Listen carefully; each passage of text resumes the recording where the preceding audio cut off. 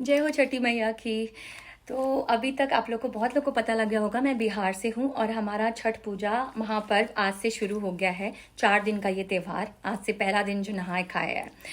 I know अभी तक आप लोगों ने बहुत सारी वीडियोस देखी होगी, लेकिन कई बार ऐसा होता है ना, जब आप उसको जानते हो, उसको ध्यान से सुनते हो, बाकी लोग आप स्क्रॉल कर देते हो। तो आई फेल्ट दैट रिस्पॉन्सिबिलिटी कि I should come here and मैं खुद बताऊं अपने त्यौहार के बारे में कि हम लोग कैसे मनाते थे।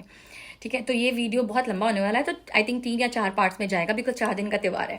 तो पहला दिन होता है नहाय खाए, जिस दिन पूरा घर सुबह सबसे पहले क्लीन होता है। जैसे गांव में तो एक्चुअली मिट्टी से लिपाता था और फिर मिट्टी का ही चूल्हा बना के उसमें आम की लकड़ी या फिर ग्योठा से, गोबर की ग्योठा से आग लगा के फिर उस पर चावल, कद्दू की सब्जी, चने की दाल और पकौड़े बनते थे। इन सब के पीछे भी रीजन है, क्योंकि अगला 3 दिन बहुत कठिन होता है व्रती के लिए जो फास्ट करता है, क्योंकि बिना पानी के फास्टिंग होता है नेक्स्ट 3 डेज।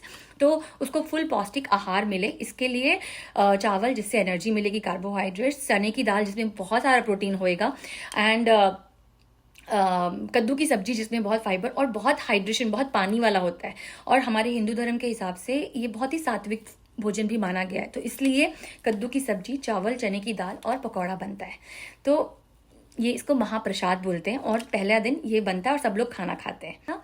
और मेरे घर में स्पेशली मेरे मम्मी और पापा दोनों ये फास्ट बहुत टाइम तक करते थे, फिर पापा ने थोड़ा टाइम के बाद ब्रेक ले छोड़ दिया था। बट मम्मी अभी भी करती हैं जब तक उनकी बॉडी अलाउ करती है। मेरी सासू माँ भी शादी के बाद मैंने उनको भी करते हुए देखा, बट लास्ट ईयर उन्होंने ये व्रत बिठा दिया क्योंकि उनके पैरों में प्रॉब्लम थी, तो मेडिकल रीजंस की वजह से बिठा दिया। कुछ सालों में शायद आप लोग मुझे भी देखे करते हुए। सो फर्स्ट पार्ट था नहाए खाए। सेकंड होता है खरना का दिन, जिस दिन पूरा दिन व्रती बिना पानी के फास्ट करता है, ऑब्जर्व करता है, और फिर शाम को सूरज ढलते समय अर्घ मतलब पूजा पाठ वहाँ पे एक बनाकर क्या बोलते हैं, चौका पूज के, और फिर वहाँ पे गुड़ की खीर बनती है और रोटी बनती है प्रसाद में, जिसमें काफ़ी सारे लोगों को बुलाते हैं। मैं जहाँ पे मतलब मेरे पापा गवर्नमेंट सर्विस में थे, तो मम्मी पापा खरना वाले दिन कम से कम 500,000 लोग हमारे घर खाने आते थे, और बिल्डिंग की जितनी आंटी लोग होती थी वो हमारे घर आती थी, और एक पूरा सेट ऑफ बर्तन होता था जो कि अलग से रखा होता था, वो निकलता था, पीतल का सारा साफ होता था। और फिर इस दिन के लिए हम लोग सबको कॉल करते थे और फिर ये भी बोलते थे कि आज प्लीज कोई मांस मच्छी नहीं, कोई प्याज लहसुन नहीं खाएगा, क्योंकि आपको ये प्रसाद खाना है। तो मेरी मम्मी इस तरह से इतना ध्यान रखती थी कि इस प्रसाद को खाने के लिए आप मतलब उस दिन आप इतने सात्विक होके आइए कि इस प्रसाद को ग्रहण कर सके। तो उस दिन गुड़ की खीर और रोटी का प्रसाद होता था पूरा दिन फास्ट होने के बाद। कि खरना के दिन शाम को पूरा दिन विदाउट वाटर फास्ट करने के बाद शाम को चौका पुरा के खरना का प्रसाद खा लेती है व्रती, लेकिन उसके बाद फिर कुछ नहीं खाती पीती हैं। वो एक टाइम ही जो बैठ के उन्होंने खा लिया, उसके बाद कुछ नहीं खाते हैं।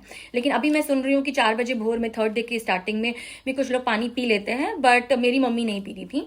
एंड फिर वो उस दिन थर्ड डे होता है संध्या अर्घ का दिन, जिस दिन पूरा दिन वापस से आपका विदाउट वाटर चल रहा है, एंड पूरा दिन ठेकुआ छनाता है, एंड बहुत सारा प्रसाद, केला, अलग अलग फल, बहुत सारे सूप, दौरा, सब कुछ सजाएगा। शाम को घर के लड़के यूजुअली दौरा और सूप माथा पे रख के घाट पे जाते हैं, लेक तक जाते हैं, फिर वहां जाके दिया जलाते हैं उसमें, और फिर जो व्रती है वो पानी में खड़ी हो जाती हैं और ढलते सूरज को अर्घ देती हैं।